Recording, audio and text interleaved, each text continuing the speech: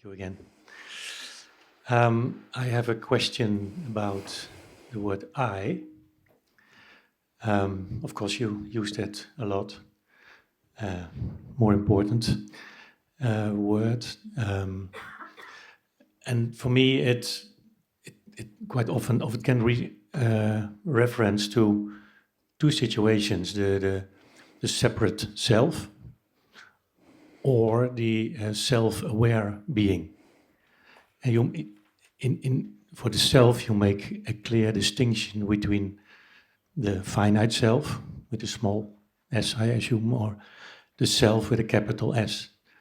But in case of talking about I, when you say I as 10 years old, or I as 20 years old, I tend to refer that as the separate self, the I, which is the Jane I, you could say. So sometimes I'm confused about that. Maybe it's because of in our language we can write I with a small I and with a capital I as well. In English you don't. But you know what I mean? That's why English is a superior language. I know. It's not possible to write the pronoun I with a small I, and this is an intuition that the founders of our language had, even if they were not completely aware of it. Okay. That there is only a single I, and it should always be capitalized. Yeah. There's no such thing really as a small I. But does that mean that it always refers to the same thing? Always to the self-awareness being? I mean, in case of Jane, if you ask Jane these questions, she probably refers to the... Can we switch metaphors to King Lear and John Smith? Mm-hmm. It's more efficient for this question. When King Lear asks himself, who do I refer to as I? I is the name we give to ourself, the self of King Lear. When King Lear asks himself that question, so King Lear has the thought, who am I? What do I mean by I? All my life I've been calling myself I. What does he find? He looks at his thoughts and he thinks, no, my thoughts can't be me because I am always me, but my thoughts are not always present.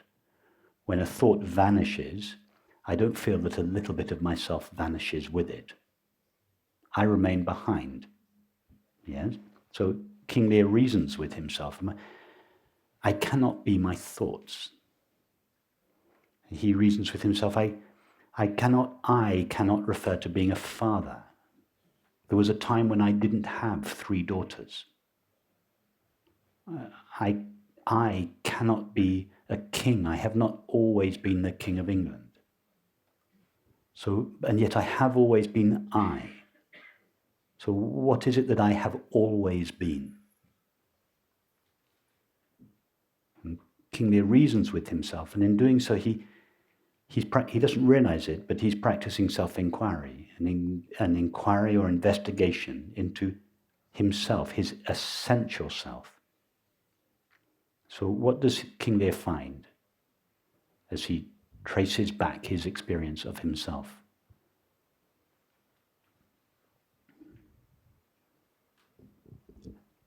I would assume that he if you say it in terms of the self, he switches from the separate self to the self-aware being. It's exactly what I mean. That is, he finds out. Stay in the metaphor. Let's stick in the metaphor for the moment. We'll transfer it later. So stay in the metaphor. King Lear is asking himself the question, who am I? What does the word I refer to? What is my experience of myself? I would say, strictly speaking, within the metaphor, he only knows King Lear. Yes, but there is one aspect of King Lear's experience that is not limited to King Lear's character.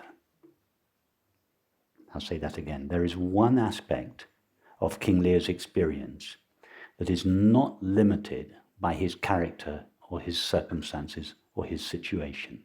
What is that? I know the answer, of course. It should be then awareness or No. We're in stick to the metaphor. Okay.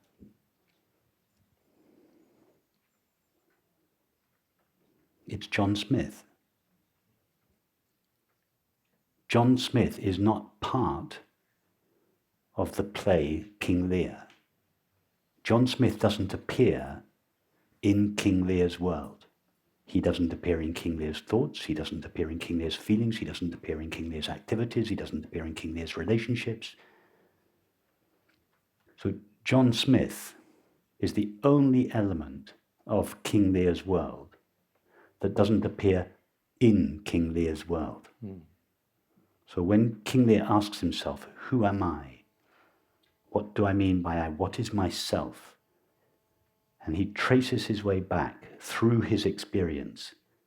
Eventually there is this recognition, I am John Smith, because John Smith is the self of King Lear. There is no self, there is no actual self of King Lear, because King Lear is just, if you were to take off all King Lear's clothes, let's try this. You take off all, when King Lear goes backstage afterwards, you take off all his clothes and you take away all his lines, the words he spoke. Who is he then? John Smith. Yeah. So the real person in King Lear is John Smith. The real self, the self of King Lear, is the self of John Smith. And King Lear is just an imaginary and temporary limitation of the only self there is, John Smith. And when King Lear feels myself, when he feels I, that sense of being, the ordinary sense of being that each of us feels when we say I, that is John Smith's self. And that exactly is my problem, because the confusion for me is that I might think that I am not the I which you're referring at, but the separate self I. But there is no separate self. There is no self called King Lear. There is just John Smith. He sometimes plays King Lear, and he sometimes rests at home in himself. Those are the only options. There is no self called King Lear, or Julius Caesar, or Richard III, or Romeo. There are no people. But in the model, you can describe the separate self, and the separate self is an apparent limitation of the true and only self, pure consciousness. So when I say the separate self, it's true that I speak of it. I trust your understanding. I speak of it as if it were an independently existing separate self. What I really mean when I say the separate self is the separate self which is made out of beliefs and feelings, but which is not actually a self in its own right. But in order not to be excessively pedantic and tedious, I just abbreviate that and call it the separate self. But I trust you to understand that I don't mean to refer to an actual self. I just mean to refer to this temporary limitation of infinite consciousness that is each of us. So I should say the apparently separate self. But I think I do sometimes say that. But I should say the imaginary separate self, or the apparently separate self, which is, just as King Lear is a temporary and imaginary limitation of the only self there is, relatively speaking, John Smith, so each of us is a temporary and imaginary limitation of the only self there is, pure consciousness.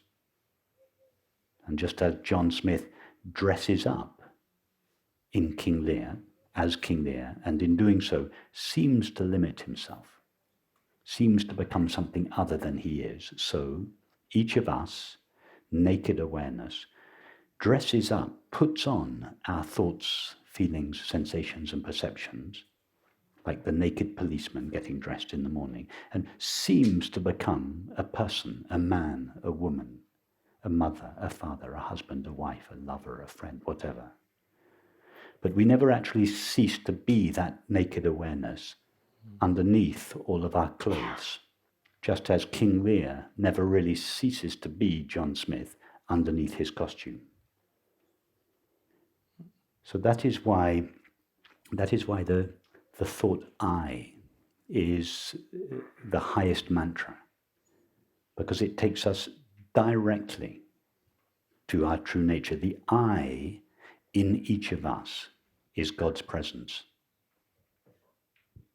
The self in each of us is the self, the true and only self of infinite awareness. And that means that you can never speak in the model of a apparent separate I. That was my... Can you say that again? So that means that you can never speak within the model of a apparent separate I. Because that was my confusion. I'm not understanding you. I'm sorry, Ferry. When you can never speak in the model in your model, and in the model we're using here, of a apparent I. You said you can speak of an apparent self. An apparent I. Sorry. Apparent. You can never speak in terms of an apparent I. Yeah. Instead, you just said you can name it an apparent self. But you won't be able to say an apparent I. That's right. The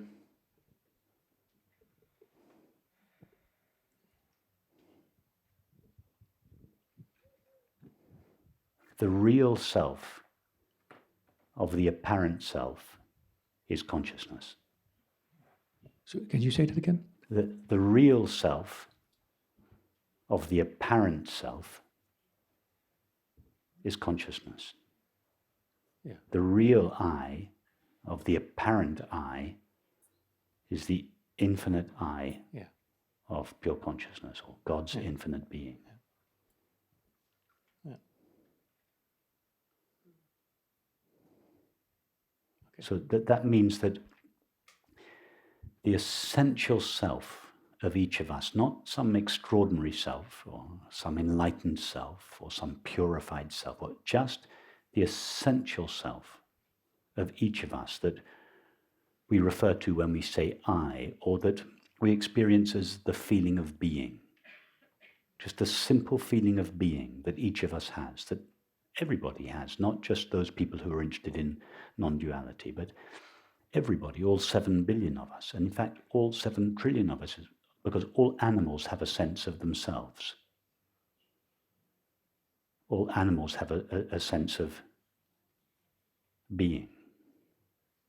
That being, if we take away everything from it that is not essential to it, that being is colorless, without qualities, without limitations, and it is not confined within the body-mind. It is not confined within or limited to the body-mind. It is without limits or infinite. And I would suggest it is shared between all of us. That our thoughts and feelings are not shared. Our sensations and perceptions are not shared, but our essential being is the one element of experience that we all have in common. And that when we feel friendship or love for one another, what we are actually feeling or tasting is our shared being. That's why on these retreats we allow so much time for friendship, because friendship is the expression and celebration of our shared being.